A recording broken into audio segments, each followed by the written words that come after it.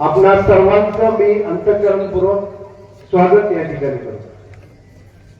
कुठलीही निवडणूक असली, मग ती विधानसभा असो किंवा लोकसभा असो, त्या निवडणुकीचा प्रचाराचा शुभारंभ विठ्ठल रुक्मिणी या आगळगावमध्ये ग्रामदैवताच्या या प्रांगणामध्ये होत असतो। सध्याच्या या लोकसभेच्या निवडणुकी संदर्भात देखील आज या आगळगाव नगरीमध्ये आपण सर्वजण उपस्थित आहात।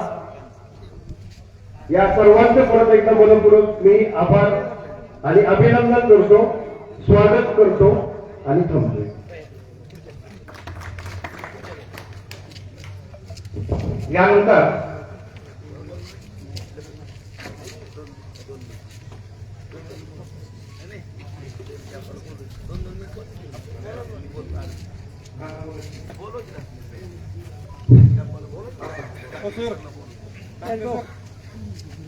यानंतर आदरणीय रिंक्याप्पा यांना मी विनंती करतो की आपण आपले विचार व्यक्त करा।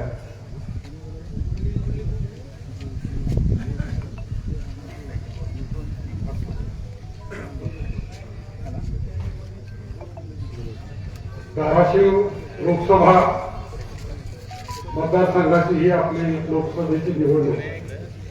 ही लोकसभेची निवडणूक म्हणजे आपल्या देशाच्या भवितव्याची निवडणूक। आणि आज आपल्या धाराशिव लोकसभा मतदारसंघातून कुंडलिक भाऊ गायकवाड यांनी कृपया व्यासपीठाकडे यायचंय।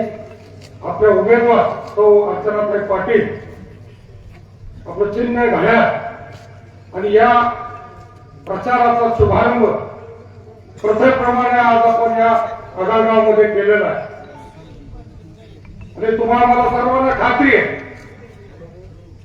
की या विठ्ठल रुक्मिणीच्या साक्षीनं त्याचे आशीर्वाद अर्चनाताईंना आज या ठिकाणी लाभलेले, आणि निश्चितपणानं अर्चनाताई पाटील या प्रचंड मताधिक्यानं निवडून आल्याशिवाय राहणार नाही।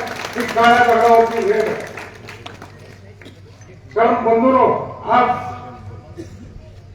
वेळाभावी व्यासपीठावरले सर्वच मान्यवर आणि उपस्थित मतदार बंधू आणि भगिनींनो, आपण पाहतोय लोकसभेची निवडणूक म्हणजे हा देशाचं भवितव्याच्या दृष्टिकोनातून अतिशय महत्वाची निवडणूक आहे। ज्याप्रमाणे छत्रपती शिवाजी महाराजांनी 18 पगड जातीच्या माझ्या लोकांना हा स्वराचा गावगाडा चालवला, त्या पद्धतीनं ही निवडणूक जी आहे ही विकासाच्या दृष्टीनं, देशाच्या विकासाच्या दृष्टिकोनातून, या राज्याच्या विकासाच्या दृष्टिकोनातून आणि आपल्या बार्शी तालुक्याच्या विकासाच्या दृष्टिकोनातून अतिशय महत्वाचे। ही कुठल्या जातीपातीच्या धर्माच्या आधारावर ही निवडणूक नाही आहे। विकास हा महत्वाचा मुद्दा या निवडणुकीमध्ये आहे। आणि आपण पाहतोय आज आपल्या बार्शी शहर तालुक्याचा विकास ज्या पद्धतीने होतोय, मोदी साहेबांनी तसं या 10 ते 15 वर्षाच्या कालावधीमध्ये आपल्या देशाला प्रगतीपथावर नेलं। आपली अर्थव्यवस्था 5व्या क्रमांकावर आलेली आहे। इतर देशाच्या तुलनेत आपला हा भारत देश विकासाच्या दृष्टिकोनातून वाटचाल करतोय आणि विकसित, आत्मनिर्भर, समृद्ध आणि संपन्न अशा या भारत देशाच्या स्वप्नपूर्तीसाठी आपण मोदीजींच्या पाठीमागे गंभीरपणे उभारला आहे। आपण पाहतोय या 12-14 महिन्याच्या कालावधीमध्ये या राज्यामध्ये आपलं सरकार आल्यानंतर जवळजवळ 2,500 कोटीचा निधी राजाभाऊंनी आणलेला आहे। आणि खरोखर दिवस रात्र हा नेता आपल्यासाठी कष्ट करतोय, माझ्या तालुक्याचा विकास झाला पाहिजे। त्यामुळे या उपसा सिंचन योजना असेल 700 कोटीची, त्याचप्रमाणे बंधारे असतील, पाझर तलावाचं सातपूर तलावामध्ये रूपांतर असेल। आज आपण पाहतो आगळगाव त्यांना सुद्धा माहिती आहे, आज इथला तलाव 150 एकर तलावाचं साठवण तलावामध्ये रूपांतर करण्याचं काम चालू आहे। आणि हे दिवस रात्र आपले राजाभाऊ आपल्या या तालुक्याच्या विकासासाठी झटत आहे। आणि म्हणून म्हणावं लागतं कि जो आदमी पानी से नहाता है वो केवल अपना लिबास बदलता है, लेकिन जो आदमी अपने पत्नी से नहाता है वो इतिहास बदल देता है। आणि या बार्शी तालुक्याचा इतिहास जर बदलायचा असेल आपल्या संपन्नतेकडे तालुक्याची वाटचाल करायची असेल तर आपण अर्चनाताईंना प्रचंड मताधिक्याने निवडून दिलं पाहिजे. घड्याळाचं चिन्ह आपण सर्वांनी लक्षात ठेवलं पाहिजे. एवढंच बोलतो आणि माझ्या 2 शब्द संपवतो. जय हिंद जय महाराज. यानंतर प्राध्यापक ढाकणे सरांना मी विनंती करतो की त्यांनी आपले विचार व्यक्त करावे.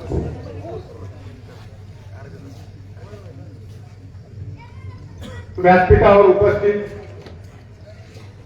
धाराशिव लोकसभा मतदारसंघाच्या सन्माननीय उमेदवार सौभाग्यवती अर्चनाताई, बार्शी तालुक्याचे भाजप विद्यार्थी आणि पाणीदार आमदार आदरणीय राजाभाऊ राऊत, सर्वांची नावं 2 मिनिटाच्या वेळेत घेता येणार नाही. सन्माननीय विचारमंच, आपण अगदी इशीच्या पलीकडेही थांबून गर्दी करून या ठिकाणी अर्चनाताईचे आणि राजाभाऊंचे विचार ऐकण्यासाठी राजाभाऊवर नितांत प्रेम करणारे सर्व बंधू आणि भगिनी, 15 वर्षापूर्वी खरं तर ही लोकसभा कधी येते आणि कधी जाते खरंच कुणाला माहीत होत नव्हतं. परंतु या वर्षीपासून विशेषतः असं जाणवायला लागलेलं आहे की ग्रामपंचायत इलेक्शन इतकी तत्सम या ठिकाणी या लोकसभेच्या इलेक्शनला सुद्धा तयार झाली आणि कदाचित त्याची कारणही त्या पद्धतीनंच असतात. गावचा विकास करायचा म्हटलं तर तालुक्याच्या निधीत भागत नाही.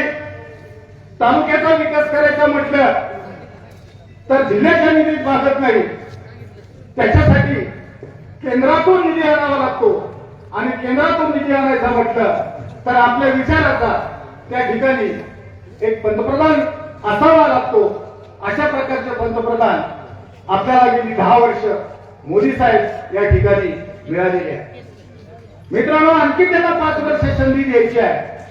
10 वर्षात जे नजरेत भरल असं काम या सरकारनं केलेलं आहे, महाराष्ट्र शासनानं केलेलं आहे, ते पूर्वी याच्या अगोदर 55 वर्षात कधीही झालेलं नाही असा माझा अनुभव आहे.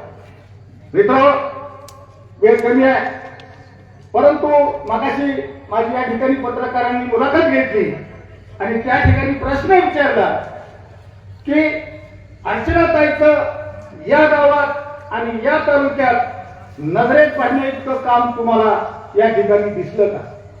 पत्रकार मित्रांनो, प्रश्नच मुळात चुकीचा होता. प्रथम पहिल्याच वेळेस अर्चनाताई या भागाच्या उमेदवार म्हणून उभा राहत आहे, तेव्हा आबळगाव सारख्या छोट्या गावात अर्चनाताईचं योगदान काय असणार आणि याच्यावर तुम्ही प्रश्न विचारलाय काय आणि मी उत्तर भाऊ द्यायचं काय? तुम्हाला प्रश्न विचारायचे, 1 तासाची मुलाखत ठेवा आणि पाणीदार आमदाराची उत्तर कशी देतो हे पण बघा.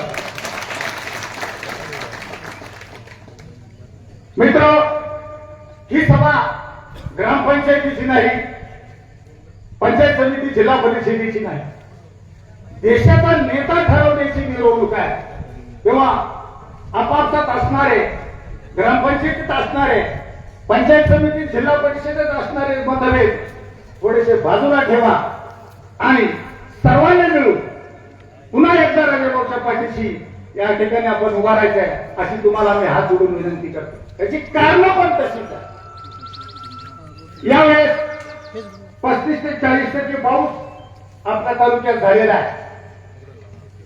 शासनाचे निकष, टंचाई सदृश्य परिस्थिती, टंचाईग्रस्त परिस्थिती, अतिवृष्टी, हे बोटावर मोजणे एवढे निकष असतात आणि त्याच्या 1760 चौकशा पण असतात. परंतु या ठिकाणी मुद्दा म्हणून मी आवर्जून सांगेन, 63 मिलीमीटर पेक्षा पाऊस एका दिवसात पडला काय आणि 63 मिलीमीटर पेक्षा जास्त पाऊस 8 दिवसात पडला काय? 8 दिवसात पाऊस पडला तर त्याला सततचा पाऊस म्हणायचा आहे आणि हा सततचा पाऊस हा शब्द सन्माननीय मुख्यमंत्री एकनाथरावजी शिंदे साहेब, फडणवीस साहेब, अजितदादा यांच्या मनामध्ये मिळून हा एक नवीन निकष लावून महाराष्ट्रातल्या तमाम शेतकऱ्यासाठी मी परवा आकडा ऐकला हा राजाभाऊंनी लावलेला निकष 12,000 कोटी रुपये शासनाला या ठिकाणी वाटावे लागले. मग अशा माणसाच्या पाठीमागं उभा राहायचं नाही तर मग माझा प्रश्न आहे तुम्हाला की कुणाच्या पाठीमागं उभा राहायचं. ज्या तामीचा उल्लेख 1000 वेळा झाला. माझ्या गावचा प्रश्न मी सांगणार आहे. भाऊ कोरेगावचा प्रसंग सांगतो तुम्हाला. तुमच्या नेतृत्वाखाली 7-0 ग्रामपंचायत आम्ही जिंकली आणि एक अतिशय कर्तृत्ववान असा सरपंच जयसिंग माने आम्ही निवडून दिला. भाऊ 5 वर्षात 13 वेळा जयसिंग खासदारांना भेटायला गेला. जे विद्यमान खासदार आहे ते काही 13,000 रुपये जवळचे गेले. बार्शी तालुक्यात जाऊन उत्तर बार्शी तालुक्यात 1 नंबरला काम करणारा माझ्या गावचा सरपंच आहे. एक छाडा केला नाही. 13 वेळा फेरफटा करून अशा माणसाच्या पाठीमागं माझं गाव मतदान करील करणार नाही हे लिहून ठेवा तुम्ही. तेव्हा वेळ मला 2 मिनिटं दिला होता. भाऊ खूप बोलायचं आहे पण ताई या तालुक्याची खासियत अशी आहे. भाऊ सांगतील ते धोरण, राजाभाऊ सांगतील तिथंच तोरण आणि काठी आमची आणि राजाभाऊ त्या काठीला ज्या रंगाचा झेंडा बांधतील त्या झेंड्याचं आम्ही पालन करणार. एवढंच बोलतो कारण भाऊना पण 6 महिने उभा राहायचा आहे. कुठलाही पक्ष असू द्या भाऊ, कुठलंही चिन्ह असू द्या, तुमच्यासाठी आम्ही कुठलाही पक्ष कुठलाही चिन्ह चालवणारी माणसं आहोत. एवढाच या विठ्ठल मंदिराच्या समोर तुम्हाला मी शब्द देतो आणि मी आपली रजा देतो. जय हिंद, जय महाराष्ट्र. एक मिनिट. जाधव परिवाराच्या वतीने तो अर्चनाताई पाटील व राजभाऊ यांचा सत्कार करण्यात येत आहे. कृपया रवींद्र जाधव आणि व धनाजी जाधव यांच्यातर्फे सत्कार होतोय. यानंतर अर्चनाताई पाटील व राजभाऊ यांचा सत्कार जाधव परिवाराच्या वतीने संपन्न होतोय. त्या सत्काराचा त्यांनी स्वीकार करावा अशी त्यांना नम्र विनंती. यानंतर उंबरगेचे माजी सरपंच वाळूबाप्पा मुंडे यांनी आपले विचार व्यक्त केले.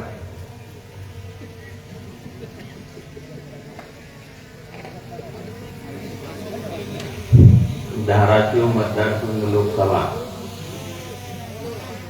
ह्या लोकसभेचे महायुतीचे उमेदवार सौ अर्चनाताई राणादादा पाटील ह्या सभेनिमित्त प्रचाराच्या सभेनिमित्त आदरणीय अध्यक्ष आणि विजयी उमेदवार सौ अर्चनाताई पाटील आणि बार्शी तालुक्याचे भाग्य विधाते राजाभाऊ राऊत आमदार, पाणेदार आमदार आणि ह्या कार्यक्रमासाठी गावोगावून आलेले सर्व वडीलधारी मंडळी, ह्या गावातील आलेली सर्व वडीलधारी मंडळी, पुरुष मंडळी, सगळ्याला विनंती करतो की ही इलेक्शन लोकसेवेचं आहे, इतर इलेक्शन नाही. विरोधक काहीही प्रचार करतात, संविधानाविरोध प्रचार करतात, कुठं कांद्याच्या भावाचा काय प्रचार करतात. अरे कांद्याच्या भावाचं कधी भाव कमी आहे? निर्यात कोणी कमी केली नाही. तुम्ही शेतकरी, मी सुद्धा शेतकरी. देवेंद्र फडणवीस साहेब 14 साली मुख्यमंत्री झाले. आपला कांदा 20,000 रुपये विकलाय त्यावेळेस. 16,000 18,000 ही मरण धारण कुणाच्या हातात नसतंय. कधी भाव कमी होतात. त्यात खोट्या प्रचाराला बळी पडू नका. लोकसभेचं इलेक्शन आहे. राहुल गांधी दाढी वाढून फिरतात, भारत जोडो भारत जोडो. भारत तोडला कोणी? तुमच्याचा आजोबा पुजोबा कपूर पजोबा ह्यांनी तोडला आणि आता ते फिरतात भारत जोडो म्हणून. तर ही महत्वाचं इलेक्शन आहे, लोकसभेचं इलेक्शन आहे. देशाचा पंतप्रधान सुद्धा मजबूत असतो, असावा लागतो. पंतप्रधान जर मजबूत असलं तर देश चांगला चालतो. 70 वर्ष आपण दिले ना काँग्रेसला सत्ता, त्यांची आता 10 वर्ष झाले, अजून 10-20 वर्ष द्यायला काय हरकत आहे? बघू तरी ना काय करतात ती. सुट्टी आपल्या जनता जनार्दनाच्याच हातात असते. कुणीही खोट्या प्रचाराला बळी पडू नका. 1 रुपयाचा विमा कुठल्या सरकारनं दिला का कधी? आणि देवेंद्र फडणवीस साहेब मुख्यमंत्री असताना 6 महिने कधी गेले का? ओला दुष्काळ आलाय, विमा आलाय, कोरडा दुष्काळ आलाय, काय बी आलेच की सगळ्यांनी मिळालेलाच ना. आता खोट्या प्रकारावर कुणीही बळी पडू नका. बोलायचं तो भरपूर आहे, पण बोलायचं टाइम अजून पुढची पुढं आहे, कुठं बोलू. तर ह्या ज्या गोष्टी आहेत त्या आपल्या आमदार साहेबांनी तर आपल्या तालुक्यासाठी किती पण निधी आणलाय, त्यांचं हात बळकट करण्यासाठी आपण सगळ्यांनी एक जीवन राहायचंय आणि अडचणाताईला प्रचंड बहुमतानं निवडून द्यायचंय. घड्याळाच्या चिन्हावर सगळ्यांनी शिक्का मारायच्या ही सगळ्यांना विनंती करतो आणि माझा 2 शब्द संपवितो. जय हिंद, जय महाराष्ट्र. रामेश्वरराव मांजरे यांनी कृपया व्यासपीठाकडे यायचंय. रामेश्वरराव मांजरे. हनुमान दास यांनी कृपया स्टेजकडे यायचंय. गोरपडे बापू यांनी कृपया स्टेजकडे यायचंय. यानंतर बार्शी नगरपालिकेचे माजी नगराध्यक्ष रमेशांना पाटील यांना विनंती करतो की त्यांनी आपले विचार व्यक्त करावे.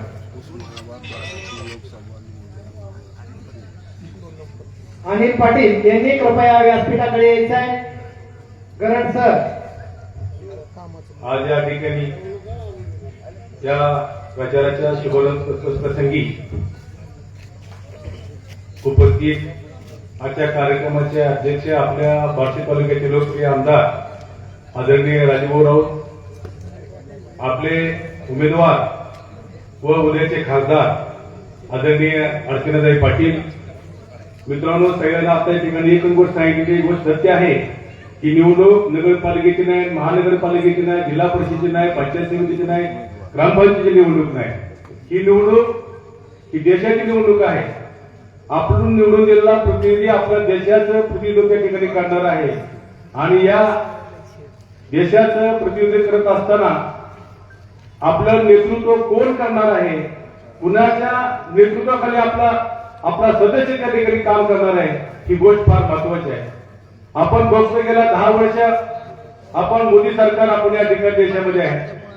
त्यांनी केलेली कामाची तुलना आणि आदरणीय नरेंद्र मोदी यांना पर्याय विरोधी पक्षामध्ये कोणीही नाही. जर तुलना केली आपण नरेंद्र मोदी आणि राहुल गांधी, तर मला असं वाटतं की कोणीही महायुतीशिवाय दुसऱ्या पक्षाला कोणीही मतदान करणार नाही. तेवढा तुल्यबळ उमेदवार त्या ठिकाणी कोणीच नाही. खऱ्या अर्थानं भारत या ठिकाणी एक समृद्ध देश, एक विकसित देश, एक बलशाली देश करायचा असेल तर आपल्याला निश्चितपणे नरेंद्र मोदीचे आपला हात त्या ठिकाणी बळकट केले पाहिजे. याच्याकरता आपले उमेदवार अर्चनाताई पाटील त्यांचे घड्याळ आहे चिन्ह, त्या घड्याळाचं आपण सगळ्यांना मनापासून त्या ठिकाणी काम केलं पाहिजे. हे करत असताना आपल्या तालुक्यामध्ये विरोधी पक्षातून अर्थात आपले विरोधी उमेदवार फोन राजे, कारण की फोन मधनं बाहेरच पडायला तयार नाही. ज्या ठिकाणी जातील ते फक्त फोनवरच प्रचार करतात. परवाच आपल्या बार्शीमध्ये त्यांनी प्रचार केला, कारण हा बोलणं गरजेचं आहे. भाऊ फोन शिवाय आणि फोनवर झालेल्या घटनेशिवाय ते काही बोलत नाही. आपला उमेदवारी अर्ज भरायचा असताना त्या ठिकाणी एवढा प्रचंड जनसमुदाय असताना ठराविक कोणतरी एखादा माणूस गाठून माणूस त्यांचा मीडिया त्यांचा बोलणार तीच आणि एकच क्लिप ती स्वतःहून त्या ठिकाणी ते दाखवतात आणि सांगतात की सभा त्यांची चर्चा आमची. पण मी त्या फोनला सांगू इच्छितो, तसं नाही राजे, इलाका तुम्हारा धमाका हमारा. त्या ठिकाणी आपली जी गर्दी होती, आपल्या रवींद्र भाईला सुद्धा पोहोचायला आपल्या ठिकाणी अर्धा तास लेट झाला. हातलाई देवीपासून आपल्या चौकात यायला तरी आम्हाला अर्धा तास लेट झाला. इतकी वाहनं आमच्या बार्शीला निघून त्या ठिकाणी होती. म्हणजे पोहोचायला वेळ असून सुद्धा त्या ठिकाणची गर्दी बघितली. ही गर्दी बघून त्या विरोधी नेत्याला उमेदवाराला त्या छाती धडकी पडली. त्यामुळे ते फक्त फोन शिवाय त्यांनी कुठलेही आणि कसलाही प्रचार त्या ठिकाणी नाही, विकासाची दृष्टी कुठल्याही प्रकारची नाही, कुठलेही काम केलेलं नाही. मला असं वाटतं आपल्या नेत्यांनी बार्शी तालुक्यामध्ये 2,500च्या पेक्षा जास्त निधी त्या ठिकाणी आणला. परंतु दुर्दैव असं आहे की हा खासदार ज्याला आपण निवडून दिला त्यानं स्वतःच्या खासदार फंडातला फंड सुद्धा महागाई जावा लागला यासारखं दुर्दैव नाही. आपणा सर्वांना माहित आहे 30% फंड त्यांचा परत गेला. याचं कारण बी तसंच आहे. शेवटपर्यंत त्या फंडाला कोणी गिरायक झालं नाही कारण त्यांचा भाव तेवढा होता. अशा पद्धतीनं त्यांचा फंड त्या ठिकाणी मागला गेला ही अत्यंत दुर्दैवाची बाब आहे. आणि आपण तर बघतो आदरणीय राजभवन आपल्या तालुक्यामध्ये एक विकासाचं पर्व कशा प्रकारे सुरू केलं. आता कोणकोणती कामं केली सांगायचं म्हणलं तर माझ्या एकट्याला 1 तास लागल. आपल्या सर्वांना आता सगळं माहीत झालेलं आहे. फक्त माझी विनंती आहे आपण आपल्या नेत्याचं मान सन्मानाने स्वाभिमानी उंच राहिले पाहिजे. याच्याकरता प्रत्येकाने कुठल्याही परिस्थितीत कुठल्याही बोलतापाला बळी न पडता घड्याळाच्या समोरचं बटन आपण दाबून प्रचंड मताने निवडून दिलं पाहिजे. आणि शेवटचे एक सांगतो ताई, ज्या ठिकाणी आतापर्यंत इतिहास आहे राजभाऊ त्यांच्या पाठीशी आहेत. जसेच राजकारणात आले जेवढे उमेदवार आपण आतापर्यंत बघितले ज्यांच्या पाठीशी राजभाऊ पाठीशी आहेत तोच खासदार आतापर्यंत निवडून आलेला आहे. त्यामुळे तुम्ही निश्चित राहा. हेच विजयाचे तुम्हाला संकेत त्या ठिकाणी सांगतो. माझे 2 शब्द संपवतो. जय हिंद जय महाराष्ट्र. धन्यवाद अण्णा. यानंतर अरुणभाऊ कापसे यांना मी विनंती करतो की त्यांनी आपले विचार व्यक्त करावे.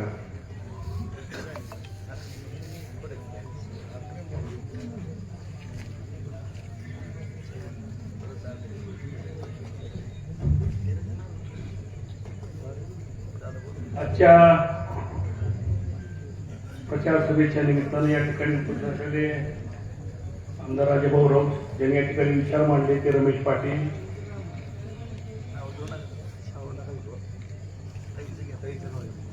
या प्रचारासाठी उपस्थित असलेले आपले उमेदवार अर्चनाताई पाटील, जिल्हा परिषदेचे सगळे सदस्य, ग्रामपंचायतीचे सरपंच, महिला भगिनी, पत्रकार मित्र आणि बंधू. वेळ खूप कमी आहे. कमी वेळेत जास्त रन करायचे. त्यामुळं मी विकासाबद्दल काय बोलू, विकासाबद्दल ज्यांनी केला ते सांगतील ना. मी सांगतो या ठिकाणी तुम्ही आलाय त्या अर्चनाताईच्या घड्यावर मत देण्यासाठी तुम्ही आलाय. तुम्ही आलाय म्हणजे मत देणारच आहे. पण हे मत काय द्यायचं, आपल्या विरोधात कसा प्रचार चालू आहे ते ओमराजेचा असा हात करून बोलतोय. मोदी माझ्यासमोर उद्या मोदी. अरे कुठली गमेंट आली तुला बाबा. तो मोठा कंत्राटदार आहे, तो गरीब नाही. अख्खं एमएससीबीचं उस्मानाबादचं काम एकटा पट्ट्या इकडे मला तिकडे चांगला आहे, तिकडे माझं इकडे चांगला आहे. जी सगळीकडे फिरते त्याला सगळंच पाहिजे.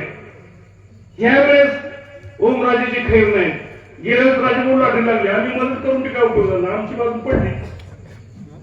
तुम्हाला अगोदर कळतंय कुणीकडे होती. आम्ही गेल्या वेळेची मदत केली पण उपयोग झाला नाही. मी म्हणलं आता उपयोग होईल तिकडे जाऊ म्हणून. मी ठरवलं मग जाऊ आता राजभाऊकडे जाऊ. किती दिवस पडायचे तरी एकदा झालं दोनदा झालं म्हणजे आता बोललो काहीतरी. तुमच्या माझ्यासाठी अर्चनाताईला मत देण्याची आवश्यकता आहे. प्रश्न भरपूर आहेत, प्रश्न मांडायचे भरपूर आहेत. आता नवीन एका उमेदवाराने पॅटर्न केला. ज्याची लग्न झाली नाही त्यावर लग्न लावून जाते म्हणून सांगितलं. बोला आता काय सांगावं तुम्हाला. लोकसभेचं काम आहे का उमेदवाराचं. आणि गावागाव 100-200 बोलायचो. आणि सुशिक्षित बेकार बी तेवढीच आहेत. आणि तीच मंत्री बघा ओमराजे तिकडे बरं बरं का. ओमराजे तिकडे बरं आहे का. आपल्या जवळची घरातली आता या आठवड्यात मात्र नाही बरोबर आहे. सगळीकडे जोरात आहे म्हणते कारण अर्चनाताईचा जोर आहे बरं का. असं आहे का म्हणलं कधीपासून या आठवड्यापासून जाऊ झाला. आपण एवढंच करा. सगळं चांगलं चांगलं म्हणून चालत नाही. निवडणूक आहे. रुसवा फुगा असतो. कधी कधी समजा माझा टेम्परवर गावाच्या माणसाने उलटी मतं टाकायची. लीड कमी जावा म्हणून आपल्या हे करू नका. कधी कधी कसं होतं माहिती का. दुधीला दूध घालताना माणूस आपलं पाणी घालतं म्हणून काय होत म्हणून आपलं पाणी घालत घालून एक दिवशी साहेब पाणी घालतं दूधच आलं नाही. मग असं चालतंय का. त्यामुळे कुणी आपला कुठला कुठलाही द्वेष मनात न ठेवता या ठिकाणी अर्चनाताईला मदत करायला मला खात्री आहे. खरंच भरपूर बोलायचं होतं, कौतुक बी करायचं होतं. अर्चनाताईपेक्षा वेगळं असं बोललं होतं, खूप डॅशिंग आहे. का नसून म्हणलं इंजिनियर त्या काय डॅशिंग नसावं. मी विठ्ठल मंदिरात पूजेला गेलतो भाऊ, तो पुजारीची पूजा म्हणत होता स्तोत्र, ते सगळे स्तोत्र अर्चनाताई म्हणजे मी स्वतः माझ्या कानाने ऐकले. हे गुलानी लोकांना माहितीच नाही. अतिशय विद्वान. मी सुद्धा त्या क्षेत्रात पण मलाच कळलं नाही कुठून पाठ केलं. इतका विद्वान, एवढ्या सात्विक अशा प्रकारचा उमेदवार आपल्या पुढे उभा आहे. मित्रांनो, तुमची माझी जबाबदारी आहे. तुमच्या सगळ्या आजच्या अपेक्षा पूर्ण झालेल्याच आहेत. मला कळतंय सगळ्याहून गावागाव ती माणसं खुश आहेत, पोटावर हात फिरवतात. आता पुढचं काम आपलं आहे. प्रचंड मतांना निवडून द्यायचं आपल्याला. आणि अभिमन्यू पवार तिकडच्या विभागाचे आमदार त्यांनी परस्पर दोघांनी शिरत लावली, कोण जास्त मतं देत. अरे आम्हाला इचारा तर की म्हणलं, देणारी मतं आम्ही आम्हाला इचारा की ती नाही म्हणजे आमचा विश्वास नाही तुमच्यावर. म्हणजे दोघांची स्पर्धा लागली मतं कुणाला द्यायची म्हणून. बघा आता कुणाला मागं टाकायचं नाही, तुमच्या हातात आहे. बहुच्या हात वाचवायचे असेल तर प्रचंड बहुमतानं आपण विजयी करावं एवढी आग्रहाची विनंती करतो. अधिक न होता या ठिकाणी थांबतो. जय हिंद, जय महाराष्ट्र. धन्यवाद भाऊ. यानंतर या कार्यक्रमाच्या निमित्तानं आपले प्रशांत कतले मालक यांचा आज वाढदिवस आहे. मी भाऊंना विनंती करतो की त्यांना वाढदिवसाच्या शुभेच्छा द्याव्या.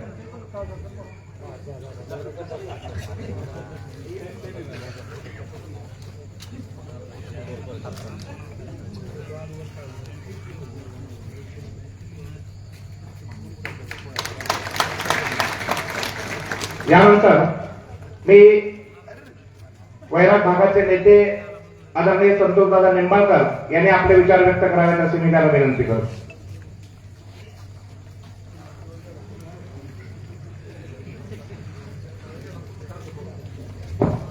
आपले नेते आदरणीय राजाभाऊ,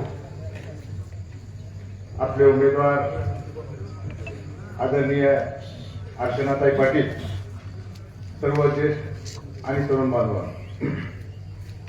आज लोकसभेचा नारळ या ठिकाणी आपल्या सगळ्यांच्या सहकार्यानं, आशीर्वादानं या ठिकाणी वाढवलेला आहे. वास्तविक पाहता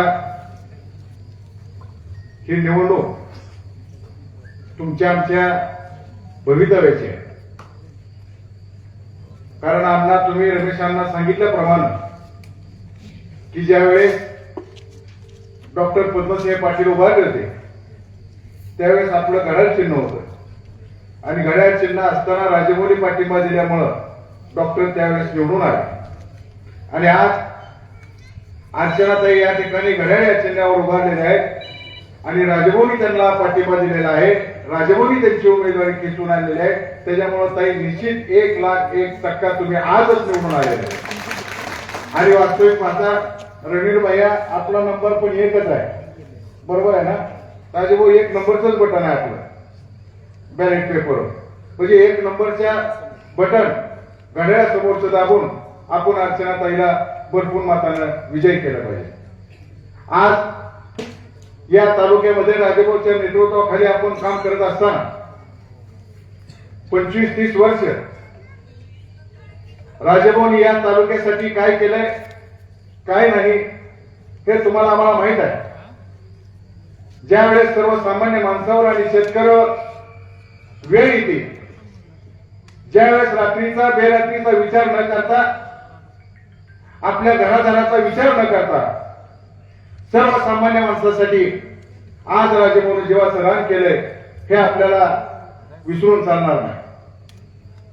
आज सत्तेमध्ये आपण नसताना फक्त सत्ता काय असते या 1.5 वर्षात रमेशांना 2,500 कोटीचा निधी आज तालुक्यामध्ये राजभाऊने आणला.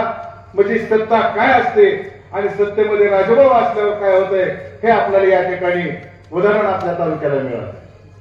कारण एकही गाव असं नाही की त्या गावाला 50 लाख 1 कोट निधी मिळालाय. आज तुम्हाला आवर्जून सांगतो की वैरागची नगरपंचायत आपल्या ताब्यात नसताना सुद्धा ताई राजेभाऊनी मन मोठं केलं आणि 10 कोटी रुपयाचा निधी आम्हाला दिला आणि 10 कोटीची कामं त्या ठिकाणी झाली. आणि आज 50 कोटीची पाणी पुरवठा योजना मार्गी लावली. कारण या तालुक्याचं मागचं राजकारण जर बघितलं तर राजेभाऊनी दूरदृष्टी ठेवून कोण कुठल्या पक्षाचा आहे, कोण कुठल्या गटाचा आहे, पार्टी गावात कुणाची आहे हे न पाहता या तालुक्यातला प्रत्येक शेतकरी, प्रत्येक नागरिक हा माझा आहे आणि प्रत्येक गावात सोय झाली पाहिजे हा दृष्टिकोन ठेवून आज राजेभाऊने आपल्यासाठी काम केलेलं आहे.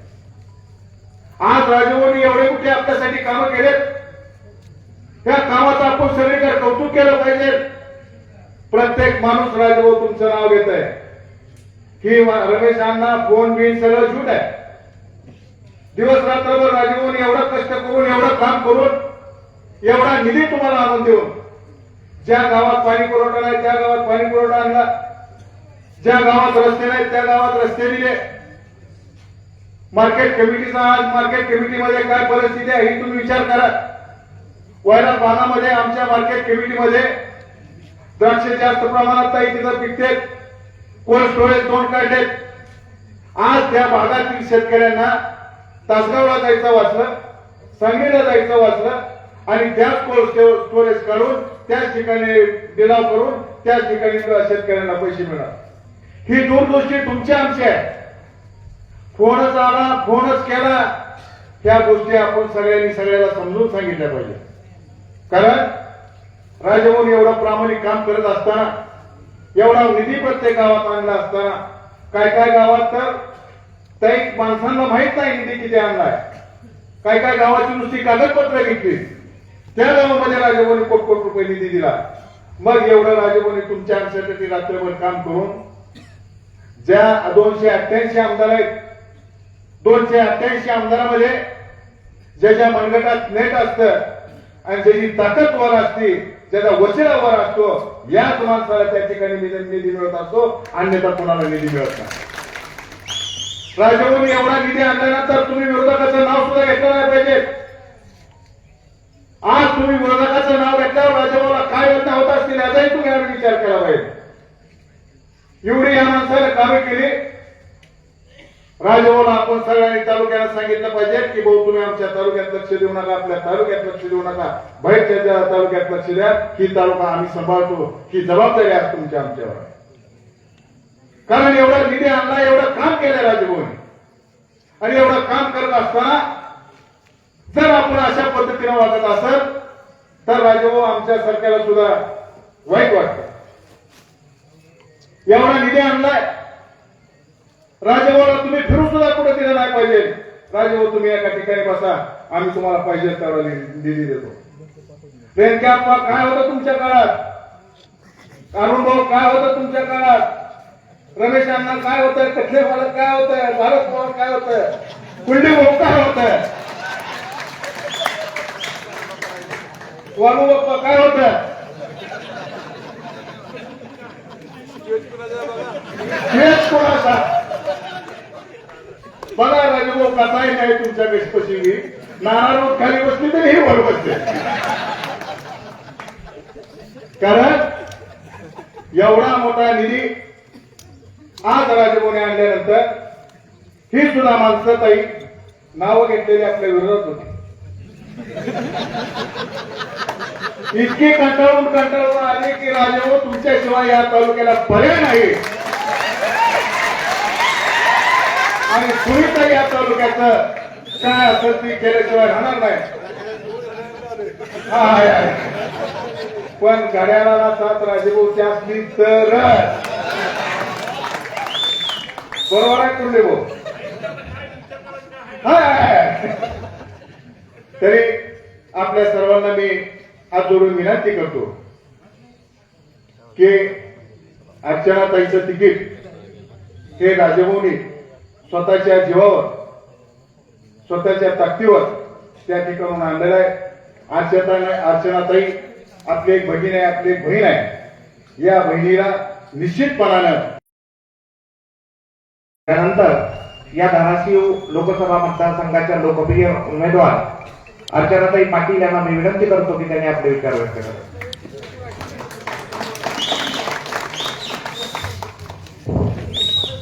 आपल्या या बार्शी मतदारसंघाचे भाग्यविधाते कार्यसम्राट आमदार माझे भाऊ, ज्यांनी खरंच म्हणजे आता जे बोलले मला सगळ्यांची नावं माहित नाही, नवीन आहे अजून, पण ज्यांनी माझं तिकीट खेचून आणलं. आज मी महायुतीची उमेदवार आहे ते मी माईकवर बोलते एवढ्या मोठ्या मीडिया समोर. फक्त राजेंद्र राऊत साहेबांनी आग्रह धरला की आशावादांना तिकीट द्यायचं, म्हणून आज मी मोदी साहेबांचं तिकीट मिळवून तुमची उमेदवार म्हणून समोर उभी आहे. पहिले तर मी राजेंद्र राऊत साहेबांचा म्हणजे मी आभार मानत, म्हणजे आभार खूप छोटा शब्द आहे, कारण त्यांनी एवढा मोठा विश्वास ठेवला माझ्यावर. आता कोणीतरी बोलताना म्हणाले की आगळगावसाठी ताईंचं योगदान काय, म्हणजे आता माझा खरं म्हणजे मी इंडिव्हिज्युअल आणि बाकी बोलायचं नाही, मोदी साहेब विकास एवढं बोलायचं ठरवलं. पण आज राजेंद्र राऊत साहेबांनी माझ्यावर विश्वास ठेवला, त्याचं काहीतरी कारण असणार आहे. आणि आगळगावला विकास काय केला त्या खासदारांना, प्रतिस्पर्धी उमेदवाराला विचारायला पाहिजे. मी माहिती घेतली, मला वाटतं आगळगावला 5 लाख रुपये दिलेले. हे जर उल्लेखनीय कामगिरी असेल तर याच्यापेक्षा मी जिल्हा परिषदच्या माध्यमातून उल्लेखनीय कामगिरी माझ्या जिल्ह्यामध्ये केली आहे. माझ्या जिल्हा परिषदच्या माध्यमातून 5 कोटीच्या खाली माझ्या मतदारसंघात कुठे मी निधी दिलेला नाहीये, आणि ते पण टक्केवारी न घेता. म्हणजे इथं बरेच जण मी विचार करत होते काय बोलायचं, ते माझं भाषण वेगळं आहे. मला वाटतं देवाने काहीतरी योजून एकदा खासदार केलं, तर आमच्या भागात आम्हाला सगळ्यांना माहिती होते प्रतिस्पर्धी उमेदवार किती फेकाफेकी करतात.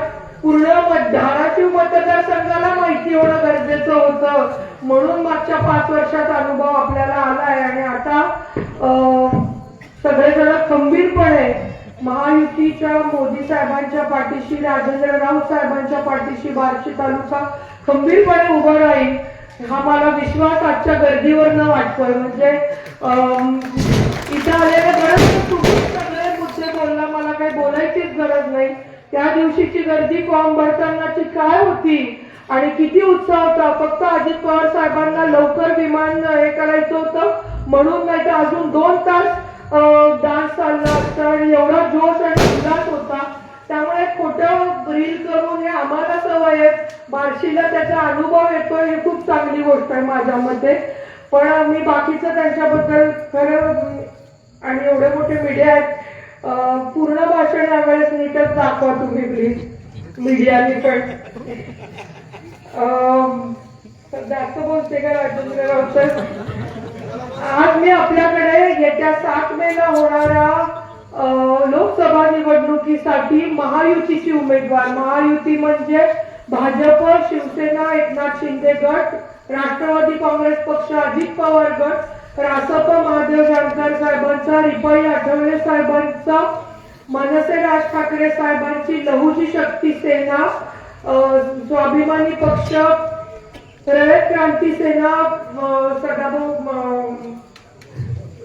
स्वाभिमानी संघटना, रयत क्रांती सेना आणि इतर घटक पक्षाची उमेदवार म्हणून माझ्या घड्याळ या चिन्हासमोरील बटन दाबून आपण मला विक्रमी मताने विजयी करावं ही विनंती मी आज बार्शीला, आगळगावला करायला आलेले, इथं परिसरातील आलेले सर्व महायुतीचे पदाधिकारी, व्यासपीठावरील सर्व महायुतीचे पदाधिकारी, युवक कार्यकर्ते, परिसरातील वडीलधारी मंडळी, ज्येष्ठ कार्यकर्ते, मीडिया, सगळ्यांना कळकळून विनंती की येत्या 7 वेळेला माझा 1 नंबरचं बटन आहे, तो पण योगायोग चांगला आहे, घड्याळासमोरचं बटन दाबून आपल्याला विक्रमी मताने विजयी करा ही विनंती करते.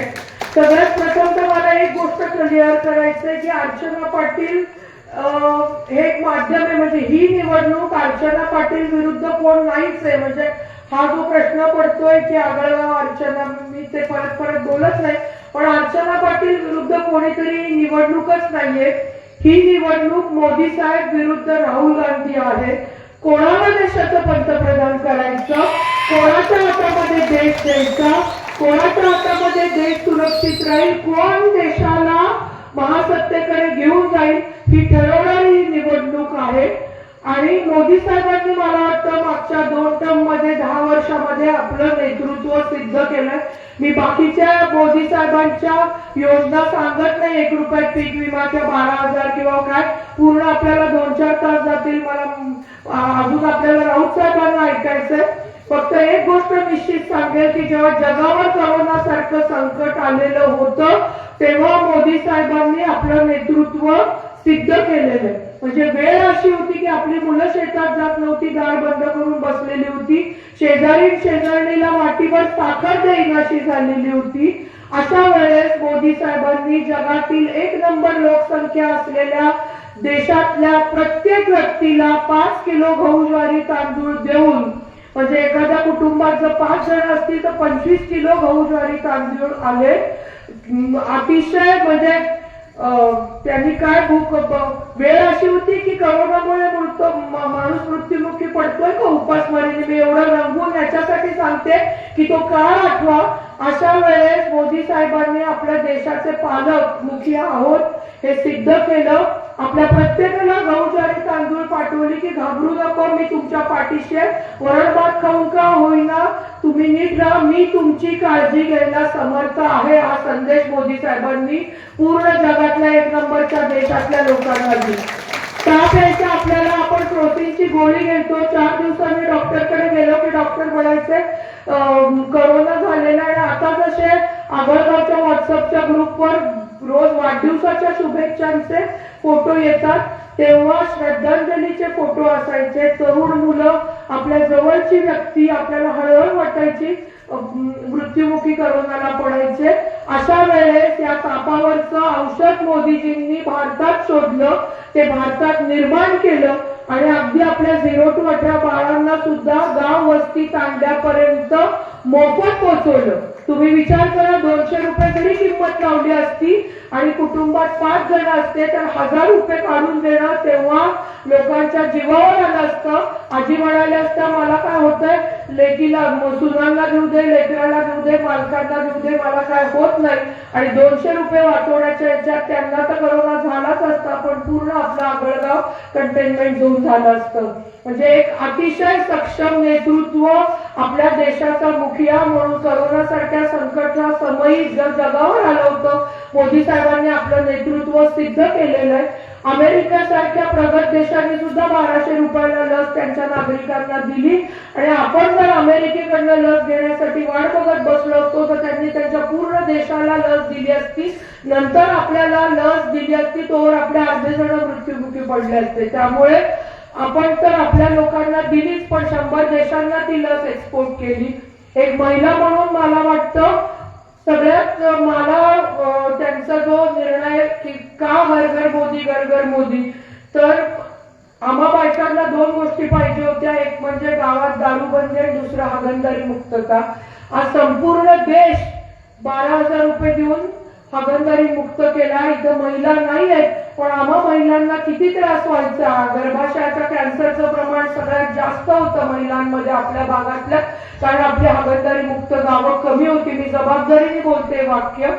मोदी साहेब पहिले पंतप्रधान होते देशाचे 75 वर्षानंतर पुरुष पंतप्रधान, ज्यांनी लाल किल्ल्यावरनं स्वच्छ भारत मिशनची घोषणा केली आणि संपूर्ण जगातल्या 1 नंबर लोकसंख्या असलेल्या देशातल्या प्रत्येकाला 12,000 रुपये शौचालयासाठी दिले. आम्हा बायकांसाठी खूप मोठी गोष्ट आहे, कारण उसाचे पैसे आले तरी मोटरसायकल दारात यायची, पण शौचालय बांधलं जात नव्हतं. त्याचा त्रास आम्हा बायकांना रात्रीची वाट बघावी लागायची आणि घाणीमध्ये आडोशाला जावं लागायचं किंवा पहाटे. एक महिला म्हणून मला त्यांच्या त्या निर्णयाचं सगळ्यात जास्त महत्व वाटतं. मी मोदी साहेबांच्या योजना सांगत बसत नाही. आता तर शिक्षण मुलींचं मोफत झालंय, मुलीच्या लग्नाचं वय 18 वरून 21, पण मला एवढंच म्हणायचंय, देशाने ऑलरेडी ठरवलंय की परत एकदा 3ऱ्या टर्मला मोदीजींना पंतप्रधान करायचं. कोणालाही विचारा की कोणाला कोण देशाचा पंतप्रधान पाहिजे, मग सगळे जण मोदीजी म्हणतात. आणि मोदीजींनी सांगितलंय संसदेमध्ये की येत्या 3 वर्षामध्ये ते आपल्या भारताला 3 नंबरची राज्य म्हणजे आर्थिक अर्थव्यवस्था बनवणार आहे. म्हणजे जपान जर्मनी सारख्या देशाला मागे टाकून भारत 3 नंबरची अर्थव्यवस्था होऊ पाहतोय येत्या 3 वर्षामध्ये, आणि ती मोदींची गॅरंटी आहे, त्यामुळे ती कंप्लीट होणारच. आणि 2047 साली आपण 1 नंबरची अर्थव्यवस्था जगातली म्हणजे अमेरिकेसारख्या प्रगत देशाला मागे टाकून आपण 1 नंबरला जाण्याचा संकल्प मोदी साहेबांनी केलाय. मी तुम्हाला काय सांगतेय की 1001% मोदी साहेब देशाचे पंतप्रधान होणार आहे, आणि मोदी साहेब देशाला आर्थिक सुबत्ता आणण्याकडे, विकासाचा फास्ट म्हणजे विकास करून महासत्ता बनवण्याकडे घेऊन जाणार आहे. मग फक्त आपला उमेदवार खासदारकीचा जॅक किंवा टॉमी देतो किंवा कुठेतरी फोन उचलतो, फोन सगळ्यांनाच उचलावं लागतं. ग्रामपंचायतीला उभा राहिलेल्या ग्रामपंचायत सदस्याने पण जर फोन उचलले नाही तर पुढच्या वेळेस निवडून येत नाही. पण जॅक आणि टॉमी देण्यासाठी आपल्याला खासदार निवडून द्यायची गरज नाही, खासदाराची वेगळी कामं आहेत. मला हे सांगायचंय, मोदी साहेब 1001% पंतप्रधान होणार आहे. देशाची अर्थव्यवस्था 3 नंबरला आणि नंतर 1 नंबरला घेऊन जाणार आहे. हा विकासाचा स्पीड आणि हा विकासाच्या विजनने देश मोदी साहेब मोठं करतील. पण फक्त आपला खासदार जॅक टॉमी देतो म्हणून आपण जर महायुतीचा न निवडून देता दुसरा दिला तर ही विकासाची गंगा आपल्या बार्शी, आपल्या आगळगाव पर्यंत येणार नाही. त्यामुळे कृपा करून विचार करा की कोणत्या उमेदवाराला मतदान करायचं आणि कोणत्या पक्षाला. ही बऱ्याच वक्त्यांनी माझ्या आधी सांगितलं की ही ग्रामपंचायतीची, नगरपालिकेची, जिल्हा परिषद, पंचायत समितीची निवडणूक लागलेली नाहीये. ही औसा, निलंगा, भूम, परंडा, वाशी, उस्मानाबाद, तुळजापूर, कळंब, बार्शी एवढ्या भागांमधून एक माणूस दिल्लीला पाठवायचा जो संसदेत आणि मोदीजी, अमित शहा, नड्डा साहेबांकडे आपल्या भागातील प्रश्न मांडू शकेल. मग तो कोण उमेदवार असावा आणि मेन म्हणजे कोणत्या पक्षाचा असावा हा विचार करा. आणि मग येत्या 7 तारखेला आपल्या घड्याळासमोरचं बटन दाबा. हात जोडून विनंती, काका, मोदी साहेबांसारखं दृष्ट नेतृत्व परत देशाला लाभत नाही. खूप वर्षाच्या तपश्चर्यानंतर आपल्याला असा पंतप्रधान मिळालेला आहे जो विकास चंद्रावर आणि मंगळावर यान पाठवण्याबरोबरच गावातील उमऱ्याच्या 50 ते 60% घरकुलं मंजूर करणं आणि जलजीवनच्या माध्यमातून लाखो करोड रुपये प्रत्येक गावाला देऊन गावाचा विकास करण्याचं ध्येय त्यांनी घेतलं. आणि मोदीजींनी संसदेत सांगितलं की म्हणजे त्यांना मागच्या 2 टर्म मध्ये निर्णय घेतले नाही, त्याच्यापेक्षा जास्त क्रांतिकारी निर्णय ते या टर्म मध्ये घेणार. ऑलरेडी मागच्या टर्म मध्ये राम मंदिर असतील किंवा 370 कलम आठवणं असेल, अगदी मी तर म्हणेन शौचालय देणं हा पण क्रांतिकारी निर्णय होता. पण 500 वर्ष रामलल्ला जो टेंट मध्ये होते, एक भव्य मंदिर आज उभं राहिलेलं आहे. हे उमेदवार म्हणतात की जय श्रीराम म्हणा, नोकऱ्या लागतात. एक तर ते जय श्रीराम हे आमच्या आस्थेचा प्रश्न आहे. जो देव मानतो त्याला रामाचं अस्तित्व दिसतं, बाकीचं राहू द्या आपण. पण होय, जय श्रीराम म्हटल्याने नोकऱ्या लागल्या. कशा लागल्या हे बघण्यासाठी एकदा अयोध्येला जाऊ द्यावं. तिथं आता चहा टपरीवाला सुद्धा 2 ते 3 हजार रुपये दिवसाला कमवतोय. आज युपीचं अर्थकारण अयोध्येच्या मंदिरामुळे किती सुधारलं हे मी सांगायची तुम्हाला गरज नाहीये. त्यामुळे यांच्या बंपक कळायला, पण मला त्याच्याबद्दल बोलायचं नाही. मला हे बोलायचंय की मोदी साहेब या टर्म मध्ये क्रांतिकारी निर्णय घेणार आहेत. आपल्या देशाला खरंच एका विकासाच्या वाटेकडे घेऊन जाणार आहेत. म्हणून त्यांनी आपकी बार 400 पारचा नारा दिलाय. 400चं बहुमत हवंय काका त्यांना. 399चा जुगाड त्यांनी केलाय. 400 मी आहे. मग मला मोदी साहेबांना देशाचा विकास करण्यासाठी, मोदी संघाचे हात खंबीर करण्यासाठी आपल्याला आपल्या या धाराशिव मतदारसंघातनं, महाराष्ट्राची कुलस्वामिनी आई तुळजाभवानीच्या मतदारसंघातनं या महिलेला हा योगायोग नाहीये की एका महिलेला तिकीट मिळते. मला वाटतं आई देवीचा आशीर्वाद आहे. त्याचं पण त्यांनी रील करून सिंगल केली की काही म्हणतात देवीने दिलं, जे देवालाच मानायला तयार नाही.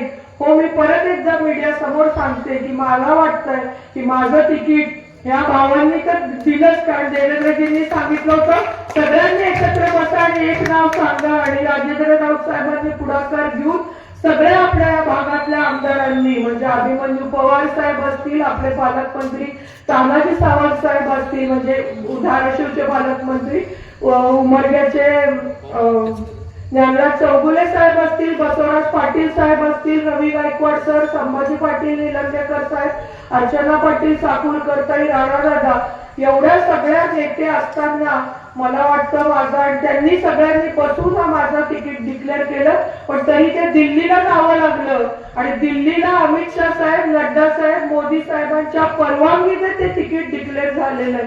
मी हे तुम्हाला का सांगतेय आणि मी खरं सांगते, मी जेव्हा देवेंद्रजींना तिकीट मिळालं भेटायला गेले तेव्हा देवेंद्रजी म्हणाले ताई तुमचं तिकीट मोदीजींनी डिक्लेअर केलेलं आहे, तुम्हाला जिंकावंच लागतं आणि तुम्ही जिंकून येणार.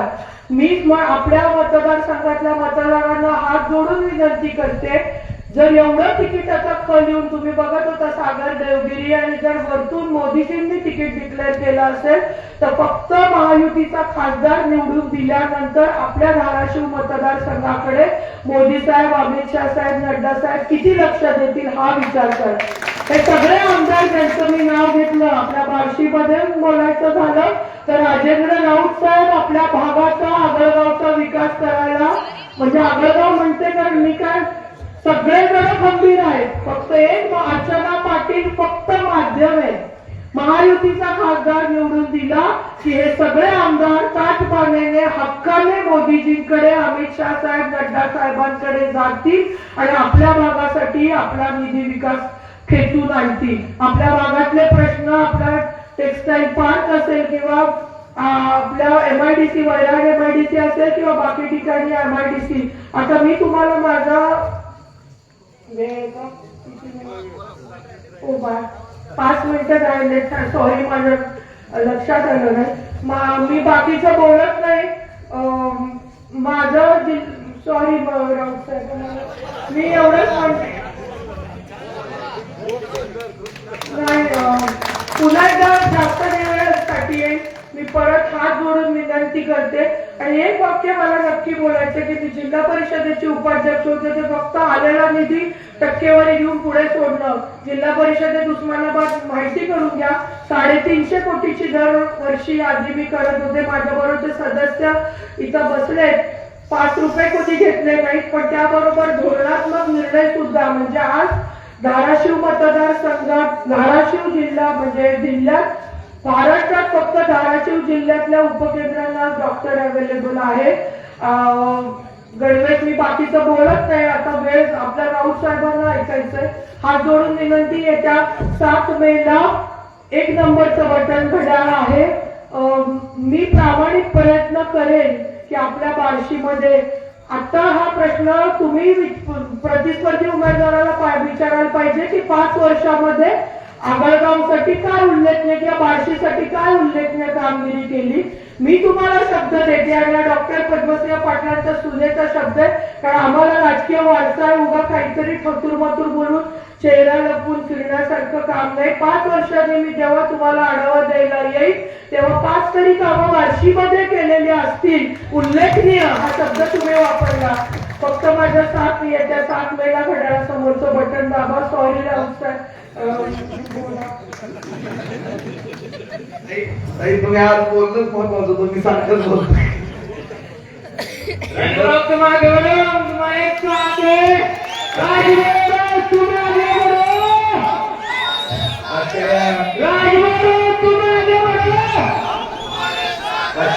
लोकसभेच्या प्रचाराच्या शुभारंभ प्रसंगी व्यासपीठावरती उपस्थित विजयी उमेदवार आपल्या भगिनी आदरणीय अर्चनाताई पाटील, सन्माननीय व्यासपीठ. तर तुमची गाडीला पुढे मी काय करू, माझ्या गाडीला पाहुणे वाजले.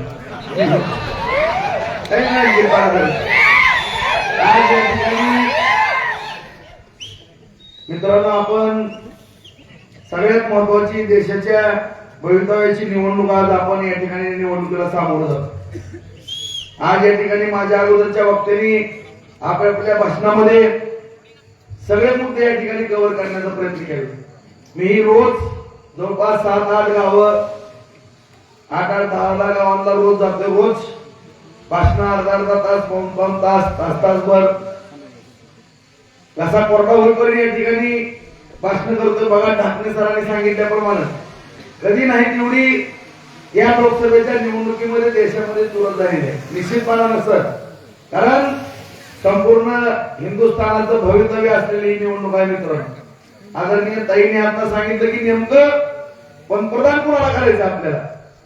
एका बाजूला नरेंद्र मोदी साहेब आहेत आणि एका बाजूला दुसरे इंडिया आघाडीच्या माध्यमातून 30-40 जण आहेत. नेमकं कुणाचा नंबर लावायचा ही चॉईस करायची पंचायत.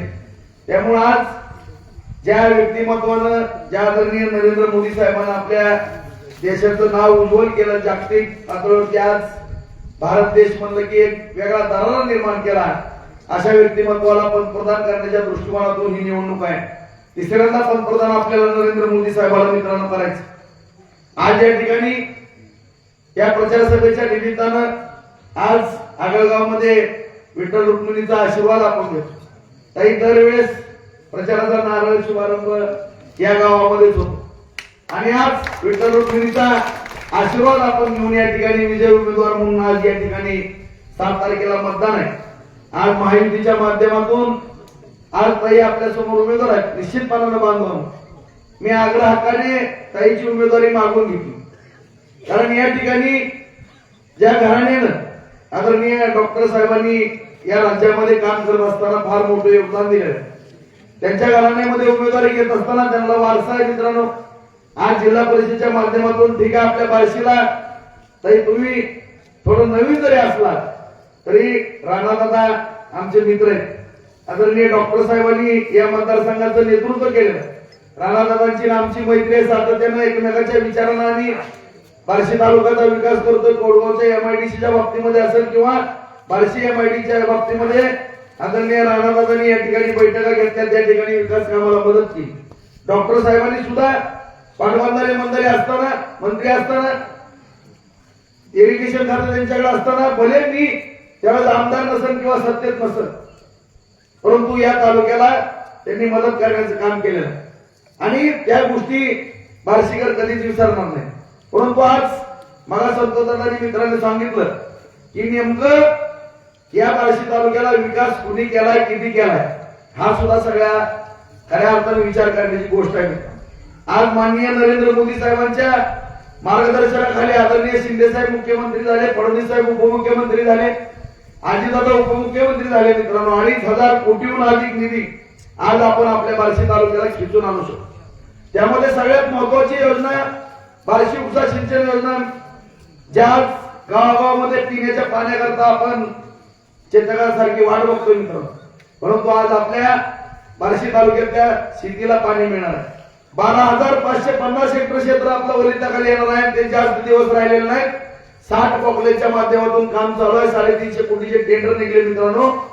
सगळा पश्चिम भाग जो आहे सगळा हिरवागार होणार आहे आणि त्याच्या जोडीला फडणवीस साहेबांनी 37 साठवण तलाव दिले.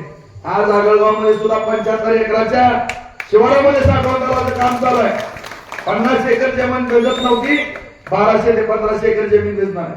आज आपल्या आगळगावकरांना माहित आहे, माझे सहकारी मित्र मोरे सर असतील, त्यांची सगळी टीम असेल, आज या ठिकाणी देवेंद्र फडणवीस साहेब मुख्यमंत्री होते. जलयुक्त शिवारच्या माध्यमातून आपण काम करत असताना आगळगावला बंधारे दिले, नदीचं खोलीकरण केलं किंवा या संपूर्ण तालुक्यामध्ये खोलीकरणची कामं करत असताना बंधारा आपण दुरुस्त करून त्या ठिकाणी पाणी अडवलं. आगळगावचा किती शिवार या ठिकाणी ओलिताखाली आला, या सगळ्या गोष्टीची जाणीव आपल्या आगळगावकरांना आणि संपूर्ण बार्शी तालुक्यामध्ये जे 37 साठवण तलाव दिलेले सगळ्याची कामं 35 साठवण तलावाची कामं चालू आहेत. आज नागझरी भगवतीवरती किटीवर दिलेत. आज आपल्याला या ठिकाणी चांदणी नदीवरती किटीवर करायच्यात, काही जुने आपण केलेले आहेत. आज मोरवाड्यावरती आपण किटीवर करतो. भविष्य काळामध्ये 101 साठवण तलावाची प्रतिज्ञा आपण केलेली आहे. आज मी माझ्या सर्व शेतकरी बांधवाला शब्द देतो, येणाऱ्या 1 ते 1.5 वर्षाच्या आत जर 50 एकर जमीन फक्त दुर्दैवानं असला विचित्र दुष्काळ पडून उजनीच्या वेळेस ओरपूर होईल मित्रांनो, त्यावेळेस जर 50,000 एकर जमीन 1-1.5 वर्षाच्या आत बारमाही बागायत नव्यानं नाही झाली तर मला एक पण मत कधी देऊ. जर कमीत कमी 5 ते 6 वर्षामध्ये 101 साठवण तलाव, बोरवाड्यावरचे 9 किटीवेर, चांदणी नदी, बिडकी नदी, राम नदी ह्याच्यावरचे किटीवेर आणि भविष्यात आणखी नवीन साईट आपण साठवण तलावाच्या काढणार आहेत. ह्याच्यामध्ये येणाऱ्या 6 वर्षात नव्यानं बार्शी तालुक्यातली 1 लाख एकर बागायती जमीन जर केली नाही तर आपला राजकारणाचा संबंधच होऊ शकत. अशा पद्धतीचं या ठिकाणी आपण काम करतो. MIDCच्या माध्यमातून आज ताडसंबंधाची MIDC त्यावेळेस मी आमदार असताना जागा संपादित केली. आता कारखान्याची कामं चालू झाली. आज 135 एकरामधली MIDC आहे. मला दादांनी सांगितलं की वायराला सुद्धा आपण 2.25 एकर जमीन आहे मित्रांनो. 150 एकर MIDC तिथं करतोय. 75 एकर जमीन संतनातला करतो. इंद्रेश्वर कारखाना चांगला चालू आहे. हर्षवर्धन पाटलाला फडणवीस साहेबांनी मदत केली. आर्यन कुणी पण पाळला तुम्हाला माहित आहे. तोही कारखाना सोनवणे त्या ठिकाणी राष्ट्रवादीचे पवार साहेबांचे शरद पवार साहेबांचे उमेदवार आहेत. ते राष्ट्रवादीचे माहित असताना सुद्धा पवार साहेबांच्या जवळचे असताना सुद्धा एक नवीन उद्योग होतोय. त्या ठिकाणी जिल्हा मध्यवर्ती बँकेच्या माध्यमातून मदत करून तोही कारखाना चालू ठेवला. आज नव्यानं प्रचंड पाणी आपल्या बार्शीमध्ये होणार आहे. संतनाथ कारखाना सुद्धा आपण त्या ठिकाणी चालू करणार आहोत. मित्रांनो लवकरच संतनाथ कारखान्याचा सुद्धा भोंगा चालू झाल्यावर तुम्हाला त्या ठिकाणी वाचलेला दिसणार आहे. MIDCच्या माध्यमातून त्या ठिकाणी कारखाना उभा करतोय आपण. उपळायला सुद्धा आपण नवीन एक MIDCचं प्रपोजल तयार करतोय. अशा रीतीनं उद्योग, इंडस्ट्री आणि पाणी ह्याच्यावरती आपल्याला जास्त भर द्यायचं. रस्ते, गटारी, दिवाबत्ती अंतर्गत आगळगावचे रस्ते 14 कोटी रुपयाचा निधी आज आपण आगळगाव अंतर्गत या ठिकाणी दिलेला बाहेर आणि आतमध्ये. एक असं गाव नाही तालुक्यातलं कमीत कमी 2 कोटी निधी आणि जास्तीत 15 कोटी रुपयाचा निधी दिला नाही असं एकही गाव हुडकून सापडणार नाही तालुक्यात. या पद्धतीने आपण काम करत असताना 48 किलोमीटरचा डायरेक्ट कोल्हापूर असतो.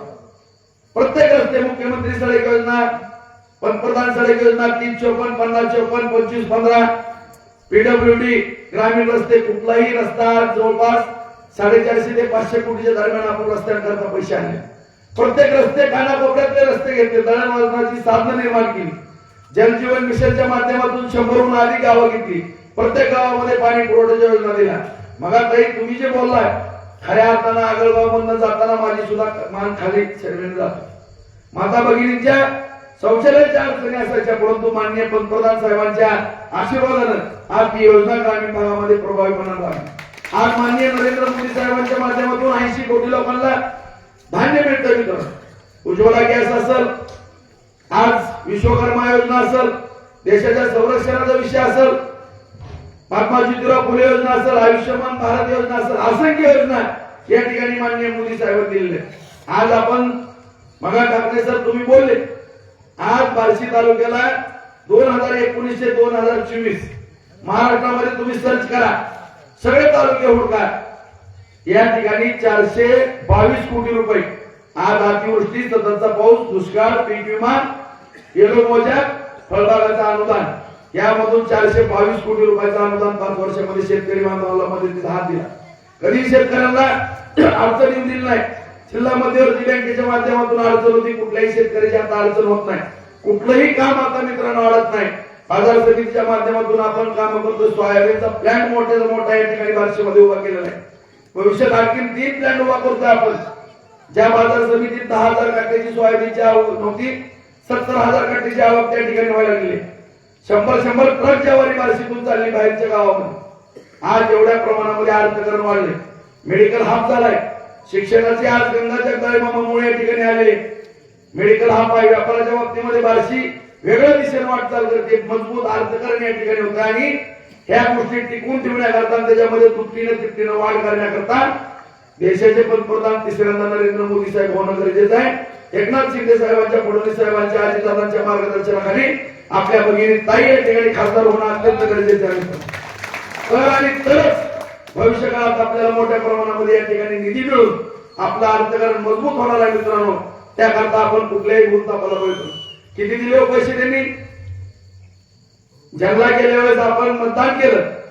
आज जयसिंग माने सुद्धा 13 हलपडे घातले. प्रत्येक सरपंचाची भावना असती खासदारांनी काही 4 पैसे माझ्या गावामध्ये द्यावे, माझ्या मतदारसंघात द्यावे. आख्या तालुक्यात हुडकलं तर 1 कोटी रुपयाचा सुद्धा निधी या बार्शी तालुक्याला आला नाही. 2,500 कोटी कुठं आणि 1 कोटी कुठं. आज अण्णा तुम्ही मनातलं बोल त्याचा निधी माघारी गेला. माणसंच मिळत नव्हती, टक्केवारी देणार ना एवढी. आज मित्रांनो ज्या पद्धतीने ताईने सांगितलं की दरवर्षी 350 कोटी रुपये देणारी ही भगिनी जिल्हा परिषदेच्या माध्यमातून तुमचा या ठिकाणी राजेंद्र राऊत नावाचा एक कार्यकर्ता, कुठल्याही माझ्या कार्यकर्त्यांनी ग्रामीण भागातल्या या ठिकाणी सांगा, एवढी कामं दिली, कुणाकडनं तरी 1 रुपया घेतला मला या ठिकाणी हात वरून बसा. कुणी पण म्हणायचं की राजेभाऊने आमदार कोटा 25-15 अमुक तमुक जलजीवन मिशन असाच उत्तर तो घरी जातो माझ्या शेतामध्ये काम करा. परंतु एका बाजूला धो अधिकाऱ्याला जायचं, प्रचंड पैसे लुटायचे, पोलीस स्टेशनला हप्ते मागायचे, तहसीलदारला हप्ते मागायचे आणि फोनवरती नोटंकी करायची. कुणाला फोन येत नाही रे, 350 ते 500 फोन रोज उचलतात महागारी करतात. आणि फोन असा असतो की एक जर फोन केला ना काम तमाम. जर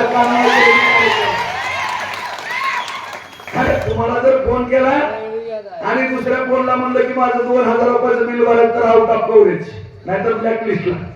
हे आम्हाला शिकवतात. म्हणजे असले धंदे शिकवू नका, चुकीचा प्रचार करू नका, इथल्या तरुणांना बिघडवण्याचा प्रयत्न करू नका. मी काल पण भातापर्यामध्ये सांगितलं की कुठल्याही जातीवादाच्या मुद्द्यावर निवडणूक नेण्याचा प्रयत्न कोणी करू नका. कारण छत्रपती शिवरायांचे मावळे आम्ही, छत्रपती शिवाजी महाराजांचा आदर्श डोळ्यासमोर घेऊन चालतो आम्ही मित्रांनो. त्या डॉक्टर बाबासाहेब आंबेडकरांनी घटना दिली, त्या घटनेच्या चौकटीत राहून आम्ही काम करण्याचा प्रयत्न करतो. महाराजांनी कधीही जातीवाद केला नाही मित्रांनो. सगळ्या 18 पगड जातीच्या माणसाला बरोबर घेण्याचा या ठिकाणी प्रयत्न केला आणि हिंदवी स्वराज्य निर्माण केलं. सगळ्या जाती धर्माची माणसं होती. आणि आजही तुम्हाला मी सांगू इच्छितो मित्रांनो की ज्या ज्या राज्यकर्त्यांनी जातीवाद केला किंवा इतर जातीला तुच्छ समजलं त्याची काळ सत्ता पलटल्याशिवाय राहिलेली नाही. इतिहास साक्ष, इतिहासाचे पानं चाळा.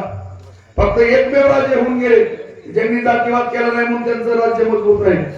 आज काय चाललंय, कुठंतरी कुठल्या जातीच्या भावना दुखवल्या त्याला पिन आणायचं, नदीत तीर मारायचं. अरे हिंमत आहे तर मनगटाला मनगटालावर राजकारण करा. कशाला सर्वसामान्यांच्या भावना भडकवतात आणि भावना भडकून राजकारण होत नसतंय. भावनेवरती राजकारण करू नका, विकासावरती राजकारण करा. निश्चितपणाने मित्रांनो कुठलीही काळजी करण्याचं कारण नाही. आज या ठिकाणी मग ताई म्हणल्यासारखं मी प्रामाणिकपणाने सांगतो की ताईंचं नाव सुरुवातीला लक्षात आलं खरं ती घुंगडा आलतं माझ्याकडे. मला साहेब म्हणजे मी नावं सांगितली की भारतीय जनता पार्टीतनं अभिमन्यू पवारांनी राणादादांचं नाव सांगितलं, दोघांचं. शिवसेनेतनं 2 सावंतांचं नाव सांगितलं, राष्ट्रवादीतनं राहुल भायांचं नाव सांगितलं. साहेब म्हणजे राहुल भाया जर नाही तयार झाला तर राजभाऊ मी तुमचं डिक्लेअर करणार आहे. मी आलो बार्शीला बरं म्हणून. राहुल भायाला आम्ही तयार केलं राणादादांनी. मी बार्शीला आलो, राहुल भाया थोडी काय अडचण निघाली म्हणून थोडं थांबले. साहेब म्हणले राजेभाऊ मी आता तुमचं डिक्लेअर करतोय, तुम्ही उद्या. तेवढे राणादादांचा माझा फोन झाला, मी बार्शीलाच होतो. दादा म्हणले राजेभाऊ उद्या निघा. म्हणलं काय झालं तुमचं नागा नागा थांबा म्हणलं माझ्याजवळ मी पडाय. म्हणजे कोण म्हणलं आमच्या ताई. अरे मला ताई तुमची उमेदवारी काय काढली की या ठिकाणी तुम्हाला अनुभव आहे, तुम्ही मेहनत घेत गेले. राणादादा आहेत, डॉक्टर साहेबांनी राज्याचं राजकारण केलं आहे. मी एक साधा कार्यकर्ता आहे. मी माझ्या तालुक्यावरती फार प्रेम करतो आहे. सगळ्या मतदारसंघावरती नाही असं नाही, परंतु या ठिकाणी काम करत असताना माझ्या तालुक्यातला फार मोठा बॅकलॉग राहिलेला. माझा तालुका हा विकासापासून बरेच दिवस वंचित राहिले. माझ्या तालुक्याची पाण्याची स्वप्न आहेत, माझ्या तालुक्यातली उद्योग व्यवसायाची स्वप्न आहेत. माझ्या शेतकऱ्यांच्या शेताला पाणी द्यायचं, माझ्या तरुणांच्या हाताला काम द्यायचंय, मला रात्रंदिवस काम करायचं. मी जर 6 मतदारसंघात फिरायला बोलत येईल तर माझ्या कुटुंबावरती माझ्या तालुक्यावरती दुर्लक्ष होईल. त्यामुळे मला मोकळीक मिळावी, मला बार्शी तालुक्यामध्ये मोठं काम करता यावं. त्यामुळं एक आमची भगिनी म्हणून तुमच्यावरती आम्ही 6 मतदारसंघाची जबाबदारी टाकलेली आहे. आणि तुम्ही पण बार्शी तालुक्यावरती जास्तीत जास्त लक्ष द्यावं. केंद्र सरकारच्या राज्य सरकारच्या योजना आणताना राणादादांचं तुमचं विशेष लक्ष आणावं. निश्चितपणाने या ठिकाणी बार्शी तालुक्यातून जास्तीत जास्त मताधिक्य आम्ही देऊ. आणि ज्या वेळेस आम्ही कुठल्याही खासदारांचा प्रचार केला, बापू कांबळे असतील 2दा हे निवडून आले, डॉक्टर साहेब निवडून आले, रवी सर निवडून आले. गेल्या वेळेस आम्ही ताई जिकडं होतो तिकडं निवडून, त्यावेळेस आम्ही बहुमत तुमच्या पाठीशी खंबीर आहे. संपूर्ण बार्शी तालुका ताकदीनं तुमच्या पाठीमागे आहे. आणि निश्चितपणाने या ठिकाणी घड्याळाचं चिन्ह मित्रांनो माहितीचं आपण सर्वांनी ताईंना आपण प्रचंड मतानं निवडून आणावं अशी या ठिकाणी सगळ्यांना नम्रतेची विनंती करतो. आणि ज्या पद्धतीने अभिमन्यू पवारांनी माझ्यावर शर्यत लावली त्याचं बक्षीस निश्चितपणानं मिळवण्याचे हकदार तुम्ही व्हावं एवढी सगळ्यांना विनंती करतो. आणि सगळ्यांना एवढ्या मोठ्या संख्येने उपस्थित राहिला त्याबद्दल सर्वांचे मनपूर्वक आभार मानून आहे दोन शब्द संबोधतो. जय हिंद जय महाराष्ट्र. राजभाऊ